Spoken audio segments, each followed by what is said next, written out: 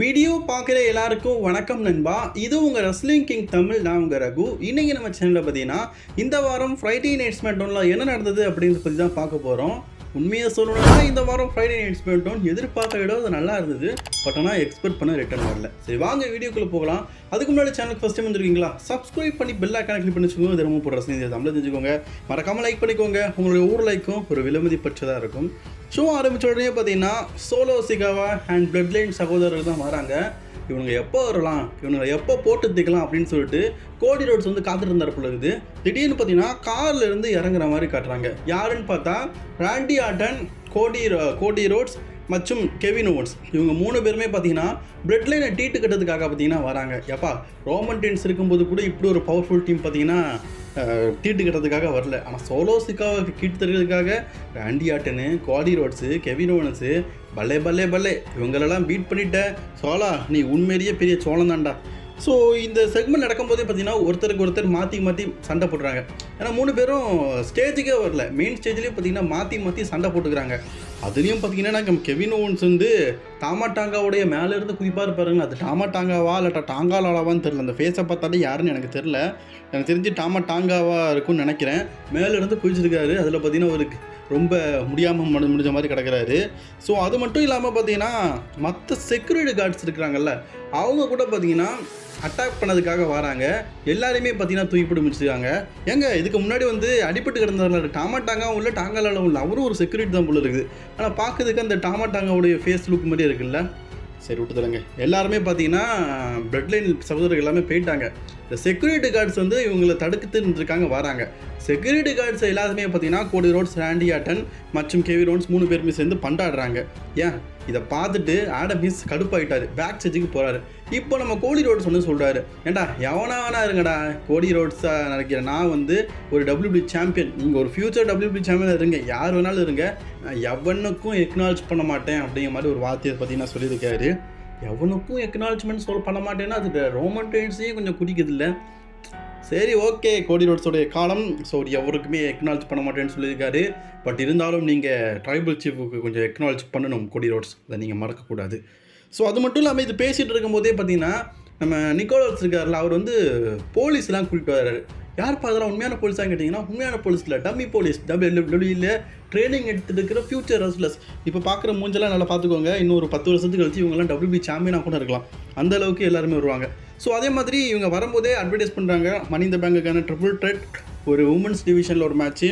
அது பார்த்தீங்கன்னா jade Kargil, Candace லீ மற்றும் டிஃப்னி ஸ்டேஷனுக்குள்ளே டுடே நடக்க போகுது, நெக்ஸ்ட்டு நடக்க போகுதுன்னு. ஸோ அதே மாதிரி இங்கே என்ன நடக்குது அப்படிங்கிறத காட்டுறாங்க. இவங்க 3 பேர் இந்த போலீஸ்காரெலாம் வந்தாங்கல்ல, அவங்க எல்லாருமே சேர்ந்து பார்த்தீங்கன்னா அரெஸ்ட் பண்ணிட்டு கூப்பிட்டு போகிற மாதிரி காட்டுறாங்க. ஸோ அதனால் இன்றைக்கி வந்து நம்ம கெவின் ஓவன்ஸ், ராண்டி ஆர்டன், கோடி ரோட்ஸ் 3 பேரும் வரமாட்டாங்க.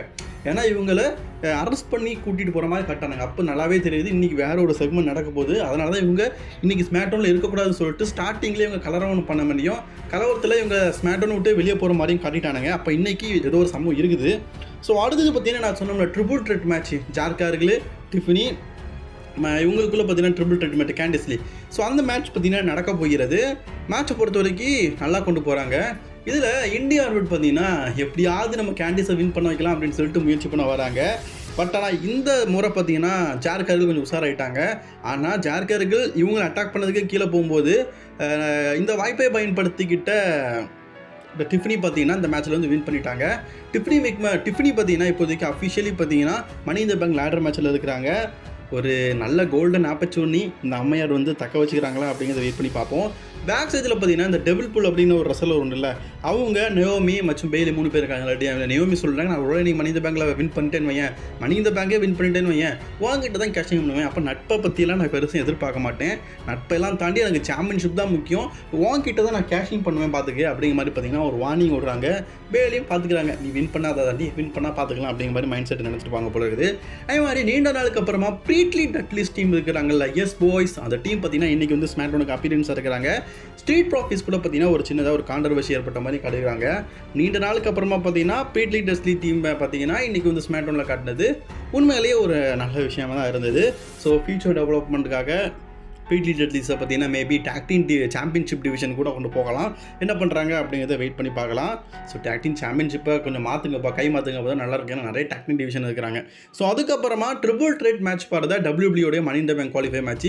லோகன் பால் அண்ணாச்சி இருக்கிறாரு. அதுக்கப்புறமா பார்த்தீங்கன்னா LA Knight அவர் இருக்காரு மற்றும் எஸ்கோபார். இவங்க மூணுக்குள்ள ட்ரிபிள் த்ரெட் மேட்ச் நடக்குது. இந்த மேட்ச்சில் யாருன்னே தெரிலங்க. லோகன் பால் மேட்சை பொறுத்த வரைக்கும் யூடியூபர்ஸ் எல்லாம் கூட்டிகிட்டு வருவார். இந்த தலைவர் யாருன்னு எனக்கு தெரில, சத்தியமாக தெரில. ஸோ ஒரு பேர் கூட ஏதோ சொல்லிட்டு இருந்தாங்க, எனக்கு இப்போ மென்ஷன் பண்ண ஞாபகம் வரல. அவர் வந்து பார்த்தீங்கன்னா லோகன் பால் சீட்டிங் பண்ணும்போது அவர் வந்து தடுக்கிறாரு. அவர் பேர் என்னன்னு தெரில. பார்த்தீங்கன்னா ஆஸ்டின் 360 360 இல்லை, இது 317 போட்டுருக்குது. வேறு ஏதோ டிஷர்ட் போட்டு அதை போட்டு நிற்கிறாரு. ஸோ அவர் வந்து பார்த்தீங்கன்னா இடையில வந்து தடுத்து நிறுத்த மாதிரி காட்டுறாங்க. இதில் நம்ம LA Knight பார்த்தீங்கன்னா ரோல் அப் முறையில் LA Knight வின் பண்ணி இந்த மேட்ச்சில் பார்த்தீங்கன்னா வின் பண்ணிட்டாரு. நம்பர் 1 கண்டெண்டராக பார்த்தீங்கன்னா அஃபிஷியலி செலக்ட் ஆகிட்டார். ஒரு வாழ்த்துக்களே நம்ம LA Knight தெரிவிச்சுக்கலாம். போன வருஷம் மணி இந்த பேங்க் மிஸ் ஆகிட்டு இப்போ அவருக்கான குவாலிஃபை மேட்ச்சில் செலக்ட் ஆகிட்டாரு. ஸோ மணி இந்த பேங்கை வெற்றி பெறாரா அப்படிங்கிறத வெயிட் பண்ணி பார்க்கலாம். ஸோ அதே மாதிரி பார்த்தீங்கன்னா சிகானாய் பார்த்தீங்கன்னா டெத் ஆகிட்டார், நம்ம ரோமன் ரெயின்ஸோடைய ஃபாதர். ஸோ அதுக்காக ஒரு சின்ன ப்ரோமோ அவரை பற்றியும் அவருடைய ஃபேமிலியை பற்றியும் பார்த்தீங்கன்னா ஒரு சின்ன ப்ரோமோ பார்த்தீங்கன்னா WBO அஃபிஷியலாக சொல்லியிருக்காரு. நான் ஆல்ரெடி சொன்னதான். ஸோ இவரும் பார்த்தீங்கன்னா WBO ஒர்க் பண்ண சிகானாய் கண்டிப்பாக WBO எதாவது பண்ணுவாங்கன்னு. பட் அந்த ஸ்டார்டிங்கில் எல்லா ரெஸ்லர்ஸும் இப்படி ஒன்றா சேர்ந்து இந்த ப்ரேயர் பண்ணுற மாதிரி எதாவது பண்ணுவாங்கன்னு நினச்சி எதுவுமே பண்ணல. WBO இப்போ கார்ப்பரேட் நிறுவனம் ஆகிட்டனால அவங்க பேச்சா கேட்டு நிற்கிறாங்க போல இருக்குது. அதனால் மிந்தி நிறைய செட்டுன்னு மாற்றிட்டாங்க. எப்படி சொல்கிறேன்னா இப்போ WBO ஸ்மாக்டவுன் செட்டே பாருங்களேன், எல்லாமே கஞ்ச பிடிச்சினாடிங்க.